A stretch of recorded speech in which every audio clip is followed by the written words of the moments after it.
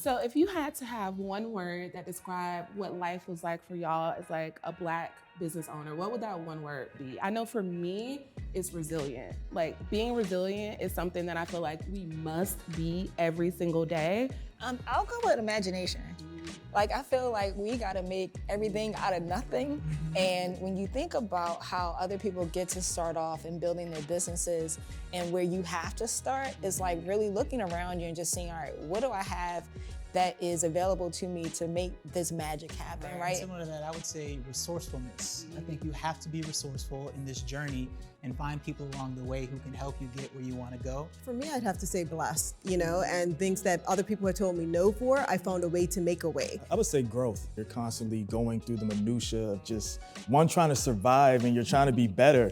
Like, let's be real, like sometimes it's a struggle. And giving yourself grace during that time, as you're growing. Yeah. For me, it would have to be community, because we would not be here without the other business owners that came before us that were very transparent and open and sharing guidance, just, information to kind of break down some of those doors. And thankfully, they weren't people that were, gatekeepers and just keeping all the information to themselves. We use a lot of great words here, right? What made y'all want to actually start this thing to like, I'm going to be an entrepreneur, I want to be my own boss? Freedom of time. For me, it was super important. I know a lot of people get into small business ownership because of money, and we all know that's not true. I mean, I don't know, not yet. But for me, it was the flexibility of time to be able to be with family and friends and plan my days out the way that I saw fit. So for me, that was the catalyst. My name is Deidre Mathis. I am based in Houston, Texas, and I am the very proud owner of the Wonder Stay Hospitality Group. We currently have 2 locations. We have Wonder Stay Houston Hostel, which made me a history maker for being the first Black person to open and operate a hostel based in the US. And most recently, I opened Houston's first female Black-owned boutique hotel. A few years ago, after getting my master's degree, I decided to do what most people do. You leave and you move to another country, right? So I moved to Australia and I was living and working over there, and I really had my Oprah aha moment. And so I knew that when I was done with that program in Australia, I wanted to come home and create a place where people can feel just as at home, just as safe, meet that instant travel community, and that is how Wonder Stay was born. Like, I think mine's literally started one day when I found myself staring out a window at work, right? And I'm looking at the highway, I'm looking at like what time I'm gonna leave work, and I'm like, okay, this can't just be my life. And so I did something really drastic. Like, I quit my job, I sold my house, I got rid of my fiance, everything had to go, right? Everything had to go. And I think that it's really important when we find ourselves in a life space where we're just like, something's not right, we need to make change. And so that change started with, all right, I need a new life. And then I'm like, all right, so I could start controlling it, or designing it, I should say. And that's so brave, because people are afraid to leave their comfort zones. Yeah. So you left all of that, and look at what happened on the other side of that. My name is Bianca Jackson, and I am the Chief Innovation Officer at Brick Rose Exchange, where we reimagine virtual learning, engagement, and training. So we are located in Baltimore, Maryland. We bring these experiences to virtual reality, digital campuses, where we integrate AI in some way to make sure that people learn faster and more efficiently. We have gone from a local business to a global one, where our projects have touched countries as far as like Ireland, Philippines, South Africa, Rwanda, Kenya, Jamaica, and Bahamas, and we're working on some other ones. Just being able to continue to build products that show everyone and able to represent every person that's on the planet, I think is really important. I think I was born an entrepreneur. And I also remember taking golf balls, going to the side of the street, trying to sell them to tourists. I'm from Bermuda originally. So I used to always try to think of ways that I could make something out of nothing and, make money on the side. So I got to that place where I'm like, okay, I want to climb the corporate ladder. That seems like the fun thing to do. That's the right thing to do. And then similar to you, I'm sitting around like, this can't be life. Like all this paperwork, these calendar invites I don't care about. Life is too short for us to be like, let me tick this box and climb this ladder for something that doesn't belong to me. Hello, my name is Ganette Jones, founder and CEO of Best Period, a menstrual care brand that's making periods sustainable, fun, comfortable, and cool for the first time. I am originally from Bermuda, and my company is based in Delaware. Black women in general tend to have heavier flows. They're 2 to 3 times more likely to suffer from fibroids. And for that reason, I wanted to create a product that was great for those who have heavy flows, but also comfortable enough for those who have lighter flows as well. I wanted to change the language around period care, because while the industry has been around for a very long time, it's pretty stiff. So for that reason, I created Best Period. I used to work in television, working specifically on reality competition shows, game shows, and I was just exhausted. And I never really thought about being an entrepreneur until I saw someone else do it. I saw another card game that was out there by a Black company, and I thought, well, I make games, I can probably do something like that. So I was encouraged to go onto Kickstarter, and that's how we got the funding for our first game. But really it was like, I just wanted my time back. I came from the advertising agency world, so I spent years building someone else's dream and working for brands that had $100 million budgets. And with that, I got to see a little bit behind the curtain and realize that what we think is a big company is just an LLC and a PO box in Delaware or a graphic designer. And the barrier that I thought was there to get into business, to be an entrepreneur, all of a sudden I realized that why not us? Right. There was a question that kept lingering in my mind, why not us? We have the tools, we have the product, we can take this from a hobby to a sustainable business and do everything these other businesses have done. So it was that question that I couldn't answer. Why not us? Hi, I'm Camelia Weathers-Smith. And I'm Nick Smith. And we are the co-owners of Brilliance or BS, which is based in Los Angeles, California. We specialize in helping people make memories with the ones who matter most. And we do that with games that are clever, social, competitive, and just guaranteed to help you get your party started. We specialize in finding communities because it's important for us to help people make memories. The communities who we have found support our business are the ones who we want to support as well. So our business would not be possible if not for a community of people who pushed us to be where we are, and for people who we're trying to help grow as much as we have. I think for me, it started out at early age. I started working with my uncle. He owned a landscaping company. And so I love the freedom of having my own money. And getting that introduced to that as a kid, it was just like, oh, I love this. And then that morphed to, in high school, I had a job, but I'm also selling CDs and selling candy and those type of things. So I always had that entrepreneurial spirit. But then as I progressed in my corporate journey, I think I realized how much money how much value I added to the firm I was working for. So like in a 2-3 year period, they made somewhere around $13 million off of me. And I'm thinking, oh, I'm not getting a tenth of that. And what if I could start something and get a tenth of that, right? And so like it pushed me forward and it propelled me, in a way where I said, I'm gonna go after this. Right. I'm gonna do this because I know I can do this. I know I'm worthy. I am Joseph Evans, co-founder and CEO of Evan Alexander Grooming, based in Atlanta, Georgia. Evan Alexander Grooming helps men to look good and feel unstoppable. We do that by producing products ranging from hair, skin, and beard. We know that if you look good, you feel good, and if you feel good, you operate at your highest level. Our products were designed with the gentleman's core needs in mind. Being that we have coarse and curly hair, our needs are different from the average man.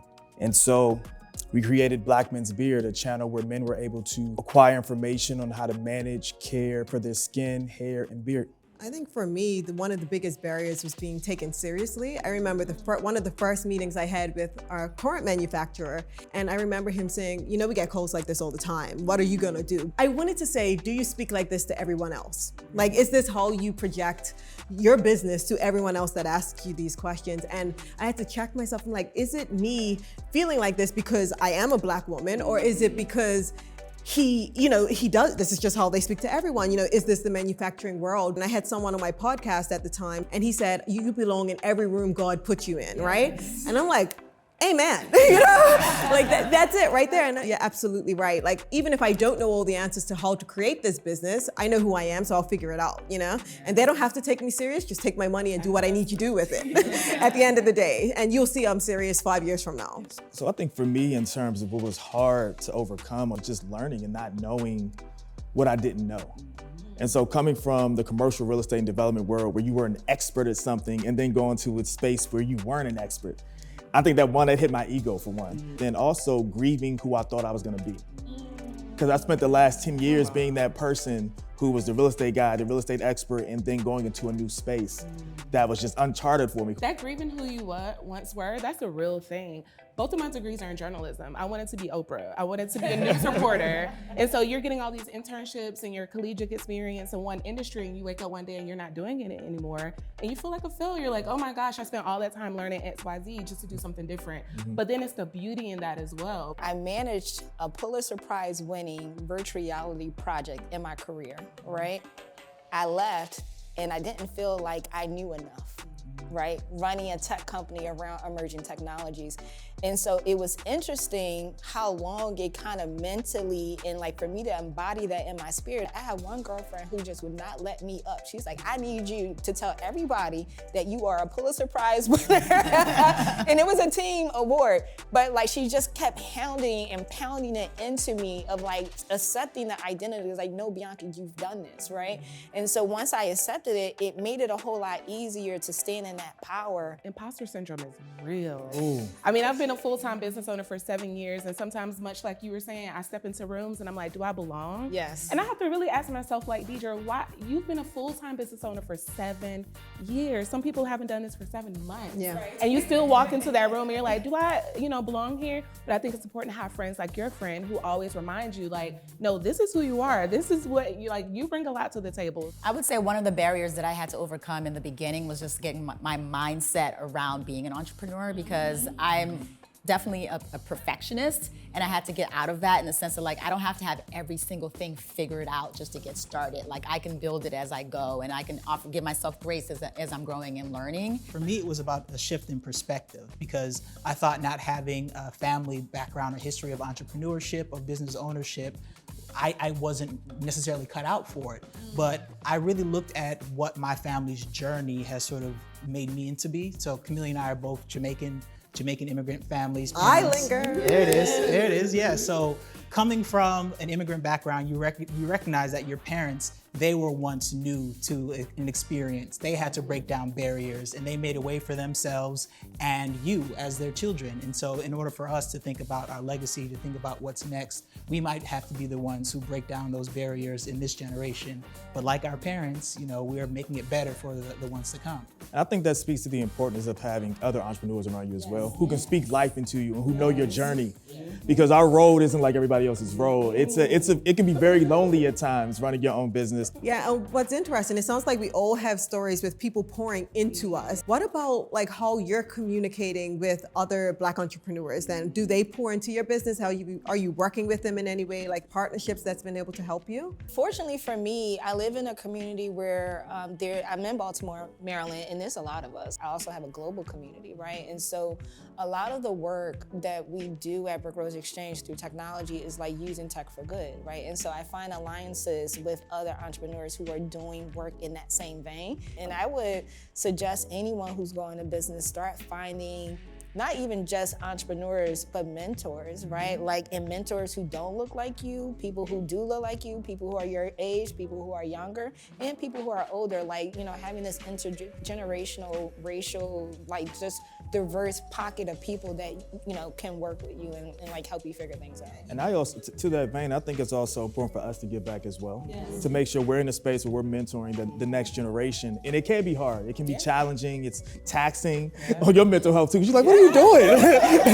It can be frustrating at times, but it's beautiful because I know that so many people looked out for me in my life in different aspects, and it's been phenomenal, the level of impact that they've had. I almost feel an obligation to help those who look like me, who are trying to do the same thing, because we got help to start off. We met with a company called Cards for All People, who made a game called Black Card Revoked.